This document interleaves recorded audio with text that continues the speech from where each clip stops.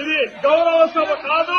ఇలాంటి గౌరవ సభలో నేను ఉన్నానని మరొకసారి విజ్ఞప్తి చేస్తూ మీకు నమస్కారం. ప్రజలందరికీ విజ్ఞప్తి చేస్తున్నా. నా అవమానం మీరందరూ రెండు మనసుతో ఆశీర్వించాలని కోరుతూ అందరికీ నమస్కారం.